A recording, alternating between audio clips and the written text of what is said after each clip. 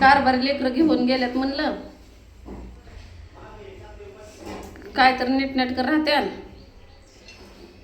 तर तिकडं बी त्यांचं तीच कुटानं चालू आहे. तर फक्त राजी समोरच ही पैसा खिशात बरोबर बोलल्या बरं का सगळीजण, की खिशात पैसा नाही म्हणून दारू नाही.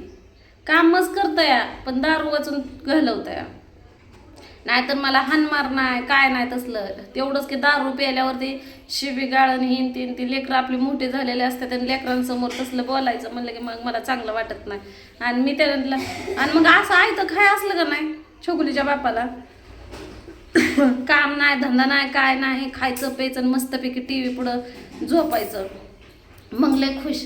आणि मग तसल्या खुशीला काय गाडी लावायची काय, उद्या इमर्जन्सीला काय लागलं 2 पैसे कोण देणार आहे आपल्याला. आत्ताच आपल्याला पळीभर आमटी कोण देत नाही, देतं का. आणि उद्या इमर्जन्सीला कोण देणार आहे. हे सगळं अनुभवलेलं आहे. डिलेवऱ्या झाल्या, परत ज्याला छोकुलीच्या बापाला ते चिकनगुन्या का काय म्हणतात तसलं झालं होतं त्या टायमाला.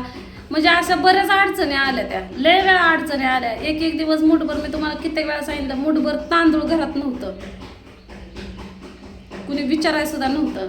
किंवा आमच्याकडे ये त्यांच्या कार्यक्रमाला सुद्धा कधी त्यांना आम्हाला आवाज दिला नाही की आमच्याकडं आमचा आज असा असा कार्यक्रम आहे आणि तुम्ही येता का, किंवा या एक नंबर सुद्धा कधी कुणी डायल केला नाही.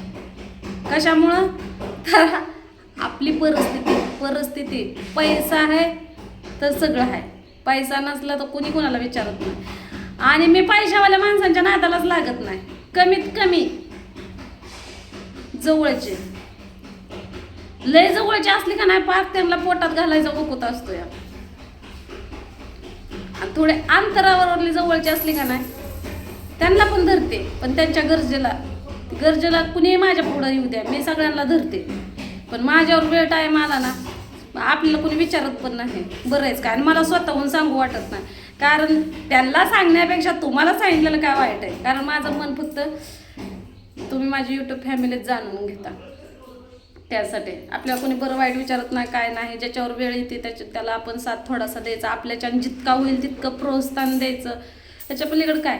पण तसं प्रोत्साहन माझ्या नवऱ्यानं जर मला दिलं ना, हा भले माझ्या नवऱ्यानं मला सोशल मीडिया वापरण्यापासून कधीच अडवलं नाही. पण माझं म्हणणं एवढंच आहे की इमर्जन्सीला आपल्याला वेळेला कोण होतं का नाही. आपण मस्त कष्ट केलं त्या टायमाला, आपली परिस्थिती होती, कष्ट केलं पण आपलं खाण्यावरच गेलं का नाही.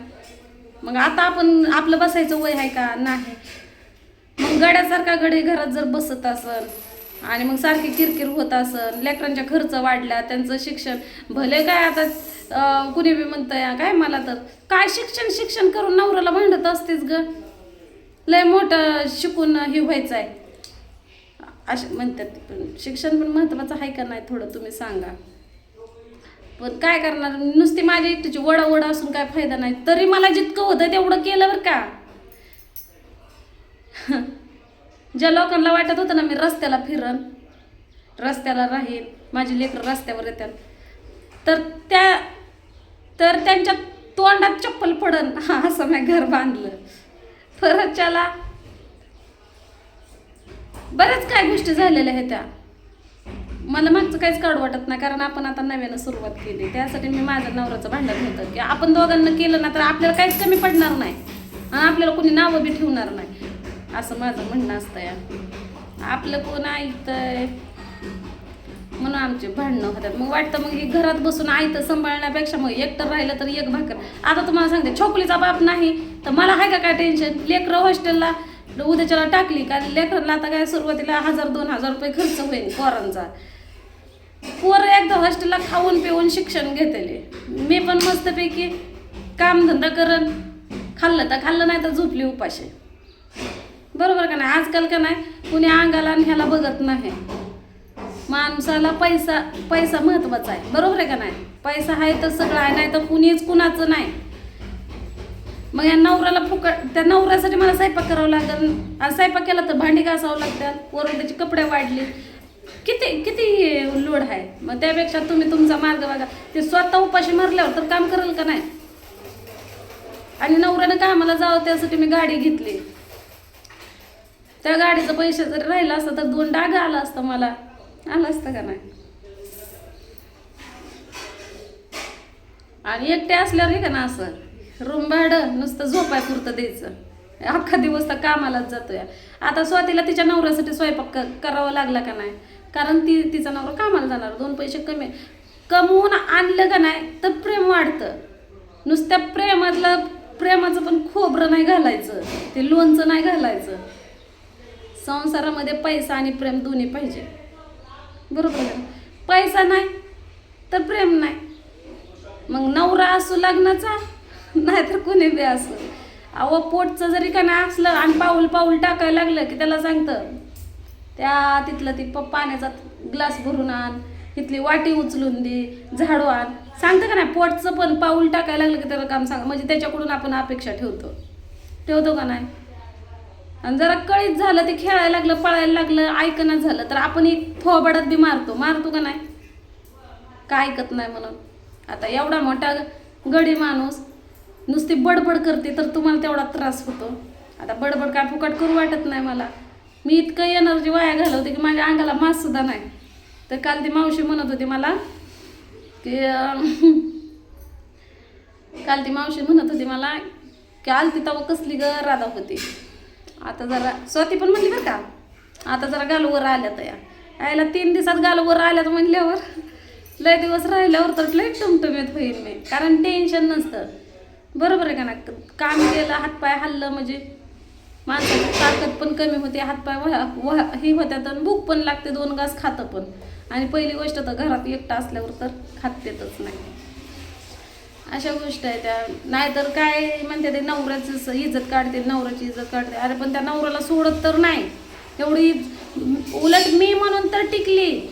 माझ्या जायगाला असते ना 2 कमवणारी तर ती टिकली सुद्धा नसते. म्हणले असते असं पण तसं पण मलाच कमवायला लागतं, त्यापेक्षा ती नसल्यालाच काय वाईट आहे, बरोबर आहे का नाही.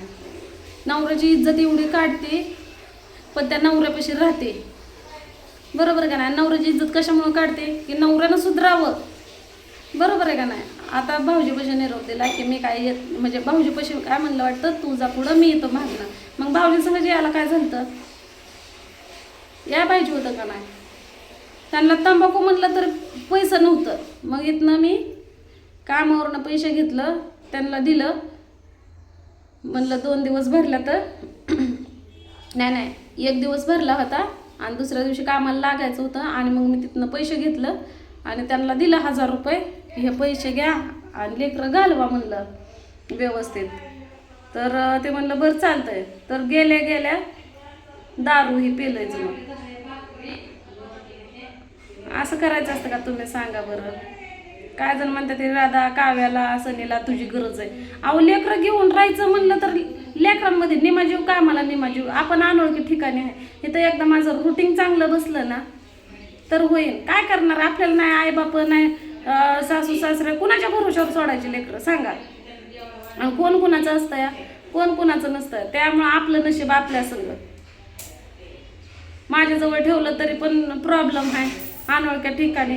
आणि इथं मी लेकरं ठेवली आणि खरं तर लेकरांमुळेच नवऱ्यानं जास्त फायदा घेतला बरं का. मी लेकरं सोडत नाही, मी इथं राहते आणि इथं लेकरं बी असले की नवरा बी इथंच झालं. लेकरांसाठी त्या दिवशी ते म्हणले लेकरांना किती दिवस उपाशी ठेवून, हे 1 दिवस ठेवून दुसऱ्या दिवशी तरी त्यांना करलच ना. कारण माहिती आहे उसणं पासणं राधी करते पण चूल बंद ठेवत नाही.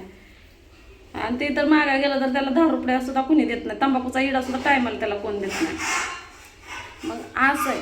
मग आता काय नाही, या नवऱ्यानं राहावं मला काही प्रॉब्लेम नाही. माझी तर लेकरं सुखासुखी मी आता हॉस्टेलला ठेवणार आहे सध्या. तर नाता भाऊजीपाशी आहे की जणू लेकरं. बघू आता उद्याच्याला सोमवार आहे, मला येईलच फोन. मला फक्त पैशापुरता फोन येतो. कुणाचं पण झालं तर नातेवाईक बी तसलीच पैशापुरतंच फोन करतात, नवरा तसला पैशापुरता फोन करतो आणि लेकरं बी तसलेच आहे ते की फक्त गरजेपुरते फोन करतात. नको मला खायला. अहो स्वातीनं केले रे तसं नवऱ्याला जेवाय दिलं. मी कवाच नाही जेवाय देत, मी फक्त करून ठेवते. ती पण माझ्या मनासारखं असलं तर मस्त काळजी घेते. माझ्या मनासारखं नसलं ते. आता 2-3 दिवस इथं पैसा नव्हता जवळ, 10 रुपयात नव्हतं. मी किती पारसंग फोटो काढलं, व्हिडिओ केलं का नाही. तिकडं लेकरांना सोडायला पैसे दिले तर नवरा 10 रुपयाला. तुम्हाला तर चांगलं वाटतं का सांगा. किती जीवाचा हाल करावं, किती जीवाचं रान करावं तुम्ही सांगा. जाऊ दे आता दे भाऊजीचा डबा भरून आता यांना डबा नसल दे कॅरी बॅग मध्ये गुंडाळून भाकर का कामावर काय करणार दुपारी बरं स्वाते त्या बघुल्यामध्ये त्यांची राहिलेली भाकर ठेवू नीट दुमडून संध्याकाळी खायला आपल्याला याला उशीर होईल आल्या आल्या त्यांना खायला होईल डबा नग म्हणतात नाही तर जेवते तर काय होतं नाही जेवाय तर चला आता आपण भेटू पुढल्या व्हिडिओमध्ये बाय